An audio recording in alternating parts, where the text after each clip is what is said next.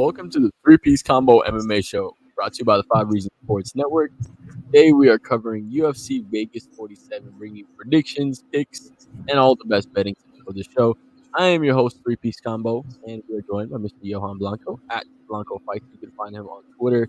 So let's get right into it, man. We got a pretty fun card this weekend. Not a lot of known names, but a lot of rising contenders that can definitely make a name on this card. Starting with the main event, we have Jack Hermannson taking on the very spunky, outlandish Sean Strickland. And I think this is going to be a very underrated main event because you have just two fun styles of fighting, right? Sean Strickland is just one of those guys that'll bring it to you out there, especially when you saw in his last couple fights, that jab has been absolute money. And on the other end, you have Jack Hermannson, good on the grappling, striking is decent as well, well-rounded with the kicks, right? But a pretty fun fight overall. So let's just get into your thoughts on the fights overall. What were your main overlying thoughts on this fight, the Sean Strickland versus Jack Hermannson?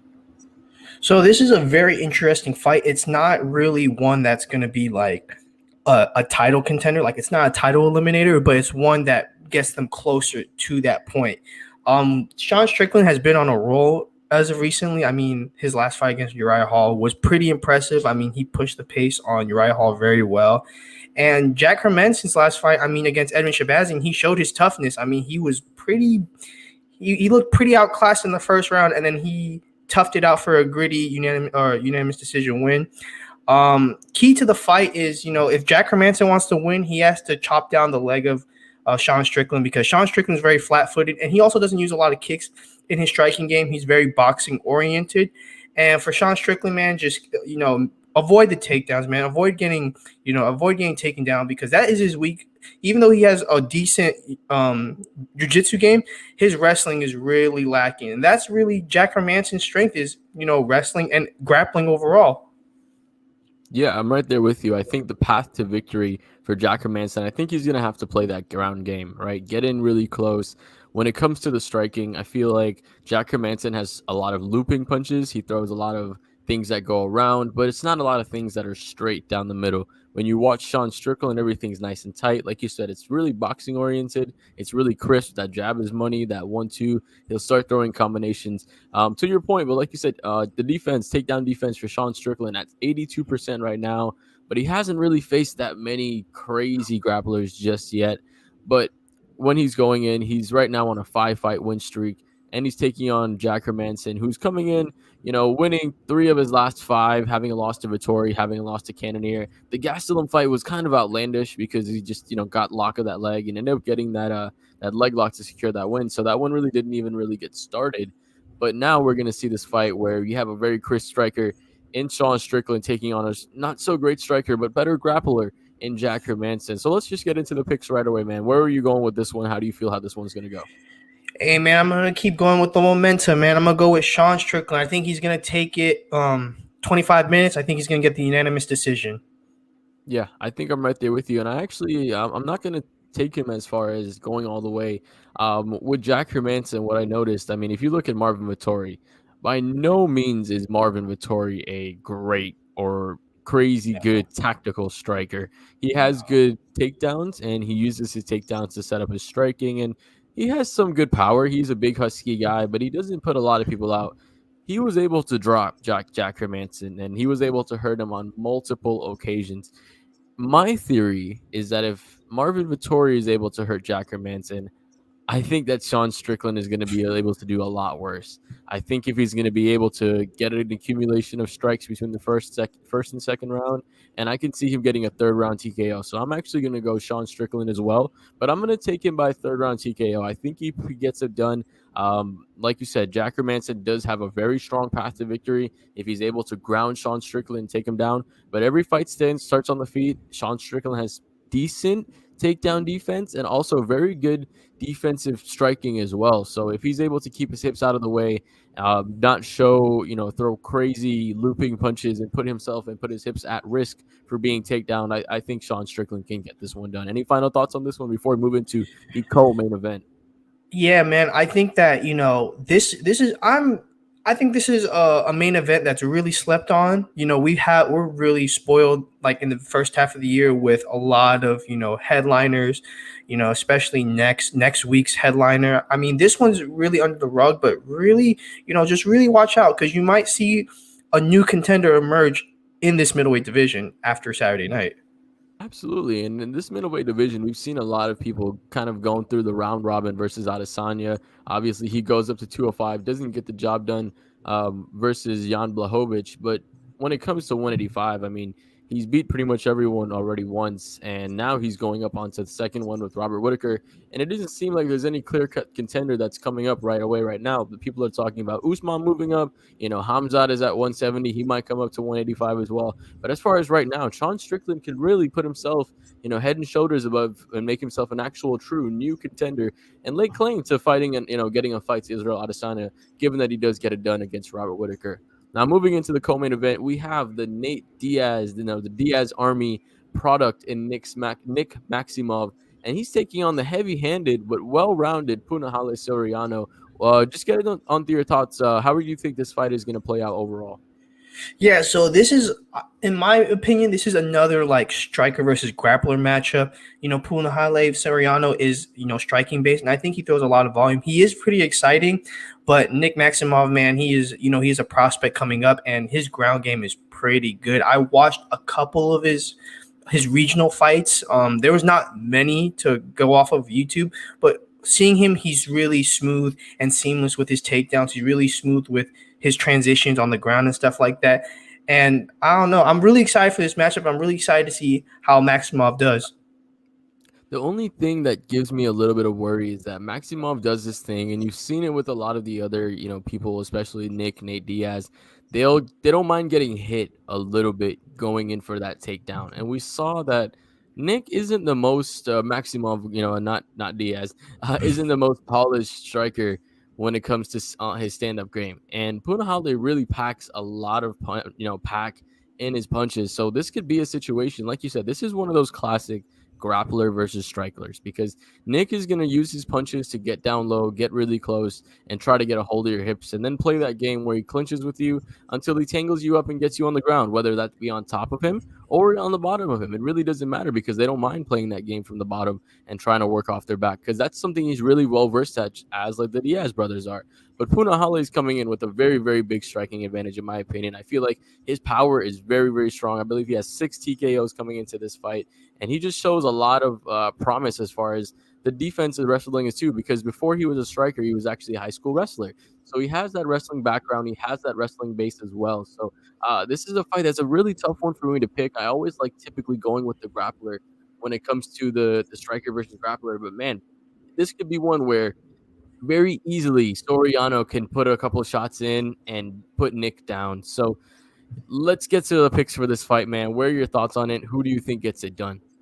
Dude, it's kind of hard to choose who to pick. I mean, Punahele, he lost his last fight against Brandon Allen. That was a decision, but man, I don't know, man. I like him in this matchup, man. If he's able to stop, the takedowns of Maximov, I really think it's going to be a long night for him. But man, it's kind of hard. I'm gonna go Soriano in this one. I'm gonna go with Soriano, and oh man, I think he's gonna stop him in the second round. I'm gonna go stoppage on this one.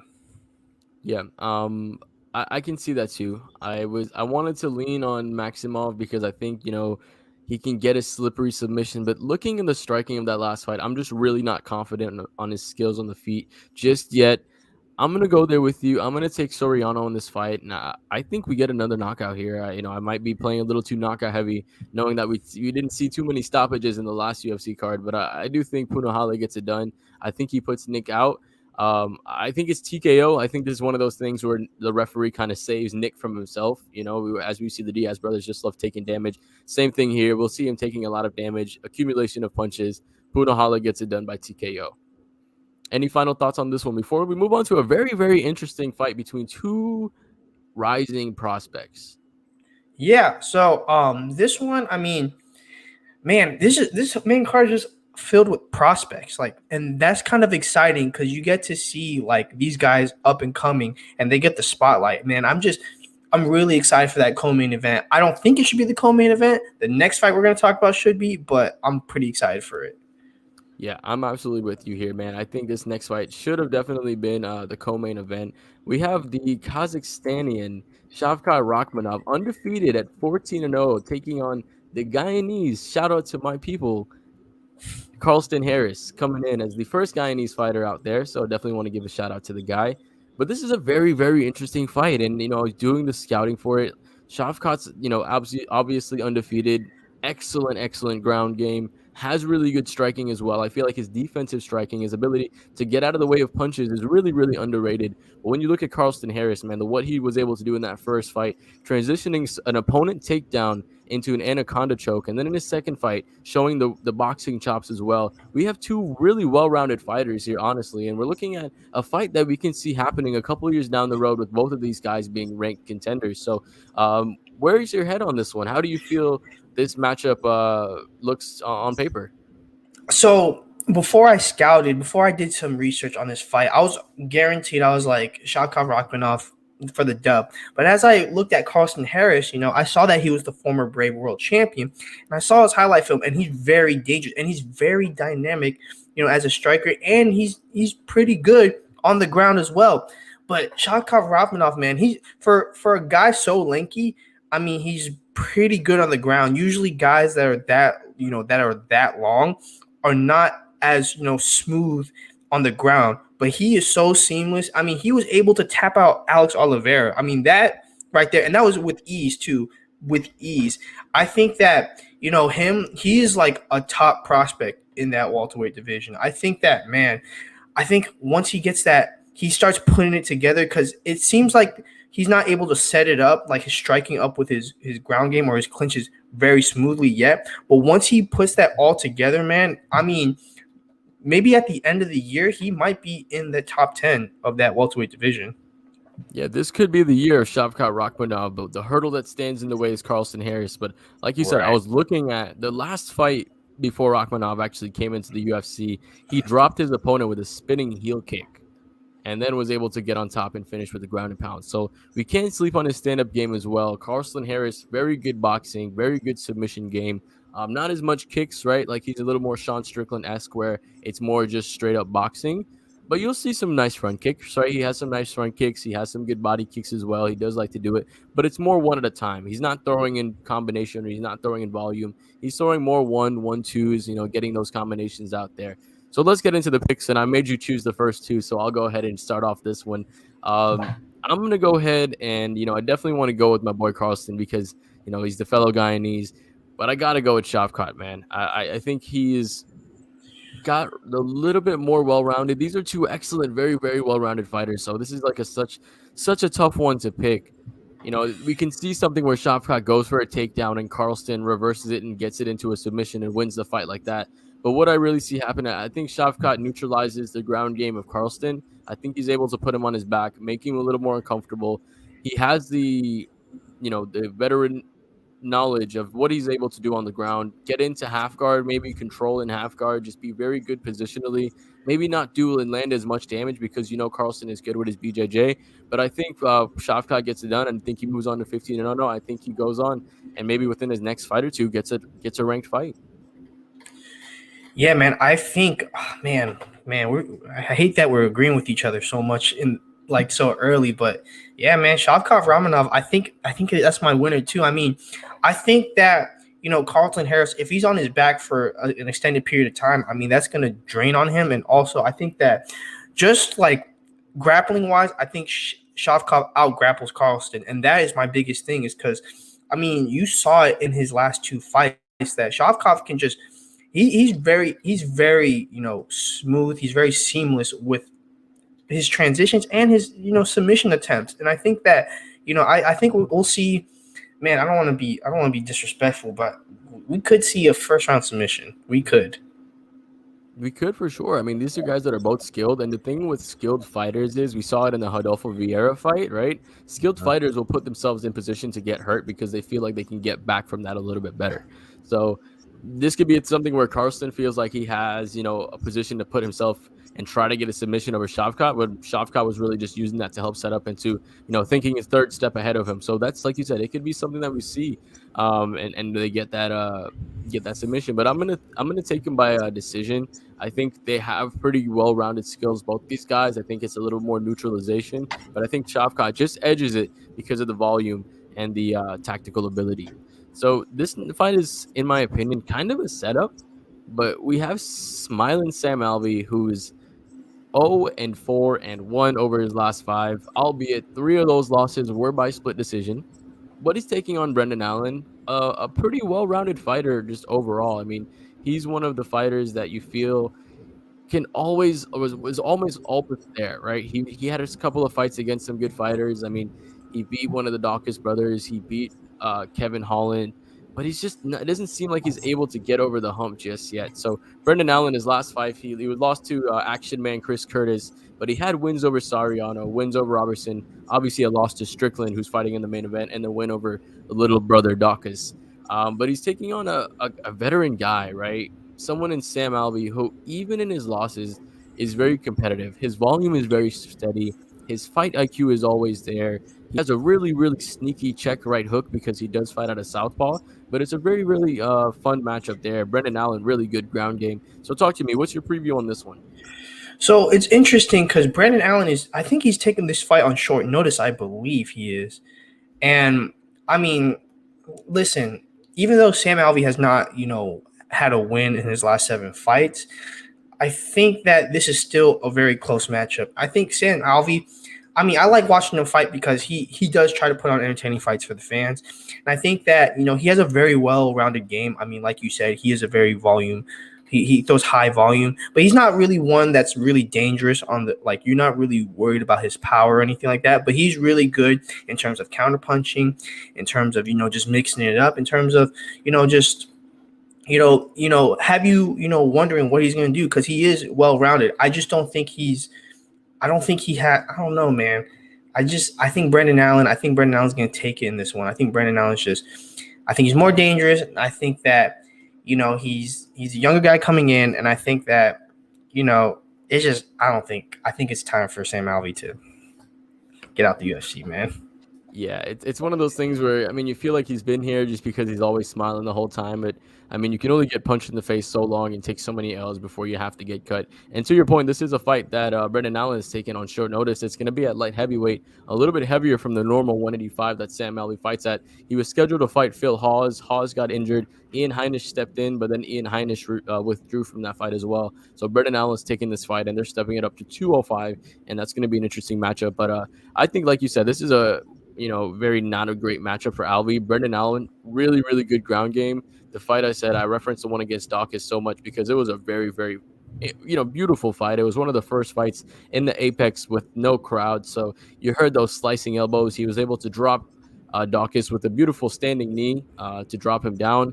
But Alvey, like you said, man, he's just one of those guys. He eats a lot of shots. He's not really ever in a position to win a fight. He's just always hanging around. So I think Brendan Allen get this one done. I think he's going to put Alvey on his back. And I can see him getting done by TKO or submission. I'm going to go with predictions first because this is number 4. I'm going to take Brendan Allen, and I'm going to say he gets it done by submission. Nope, you know what? I'm going to go decision. I don't want to take too many finishes. All right, well, I'll go Brendan Allen too, and just because it's Sam Alvey, I'm gonna say split decision. Just because he has bad luck, I'll say it's gonna be a close matchup. I mean, obviously Brendan Allen's taking it on short notice. I think it's gonna be competitive. I don't think Sam Alvey's completely done yet. I just think he's getting behind the curve now with this new crop of talent that's coming in, and yeah, man, he just hasn't had a win in the last 7 fights. I mean, that takes a toll on your confidence. I mean, come on, man. Yeah, when you haven't won in so long, like you start not believing in yourself as much. So I think that little bit might play into it a little bit as well. This next fight here should have been essentially the Ultimate Fighter Championship. Unfortunately, Tresean Gore did get hurt, so Urbina did step up and lose to Bryan Battle, although he had a great performance in the first round. And I think after the fight, if I'm right, wasn't it not him that had an epic speech, or was it the other Ultimate Fighter winner that had the speech? That was phenomenal. It was Ricky that had the epic speech. Right. So yeah, but overall, phenomenal Ultimate Fighter season. Bryan Battle did end up getting it done. Showed a lot of heart in that fight because he got hurt in that first in the first round. Was able to come back and finish a little bit strong.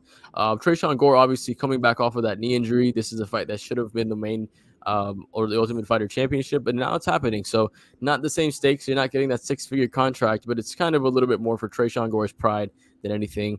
Talk to me about how you feel about this fight. I'm really excited for this fight. I've been waiting for this fight for the longest time because I was so excited when this was the Ultimate Fighter finale. I actually followed the Ultimate Fighter like heavily, like when it came back, just because like I had nothing else to do in the summertime, so I was like, whatever. But dude, Tresean Gore, probably he was probably the best fighter out in that house. Like he's able to pick his shot. He's able to pick his shots. Every strike he throws is with all his power, and he's not only that, but he's a really good, counter strike, counter puncher.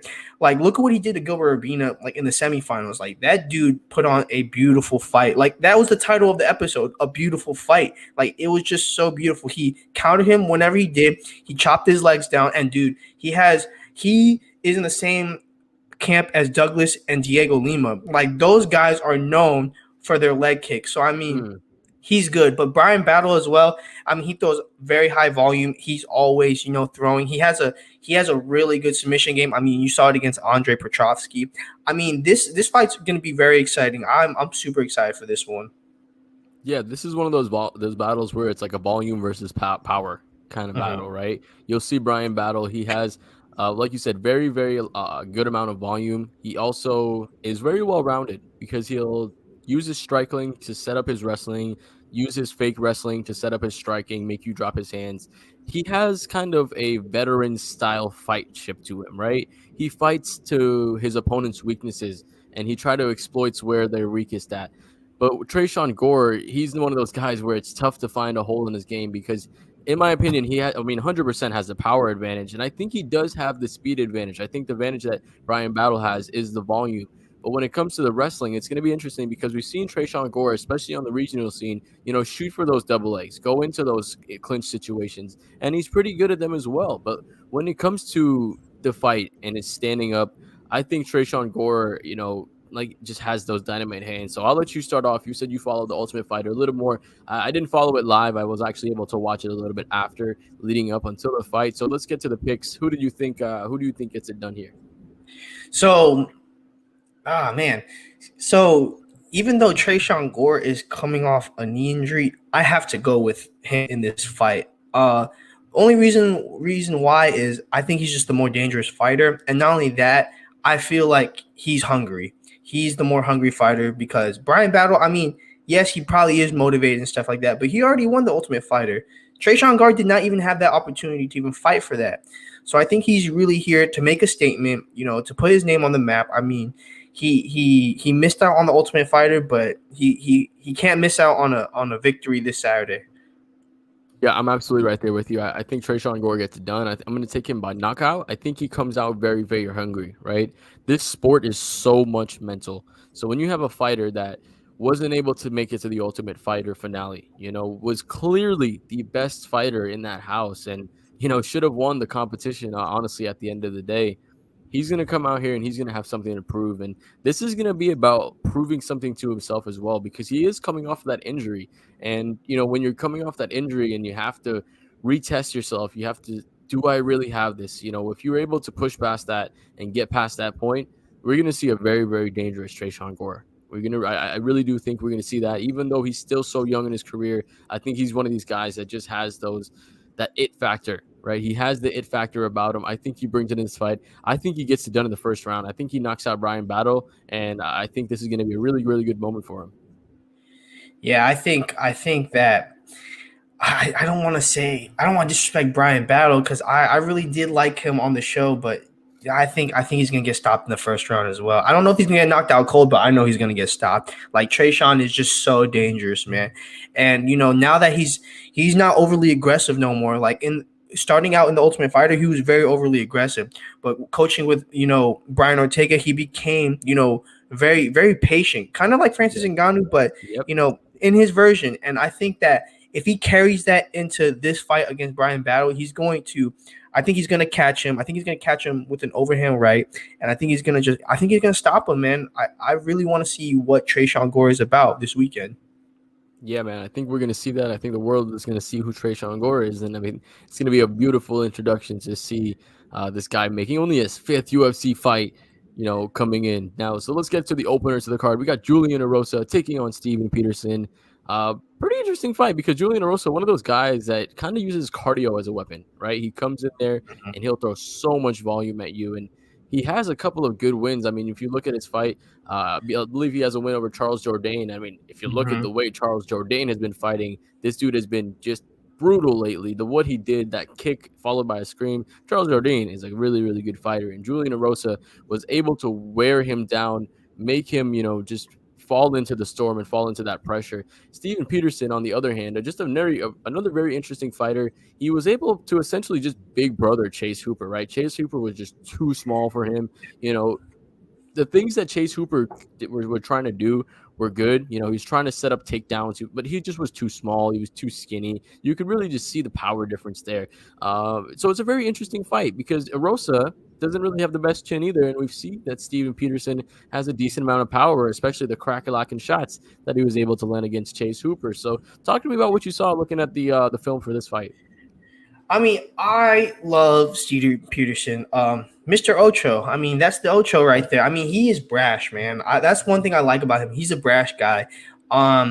He has some power to him. I think he has a solid stand-up game, but he has a very underrated submission game as well. He has, like, in LFC, he has, I think, about 3 submission victories before going up to the UFC. I think, I really like him.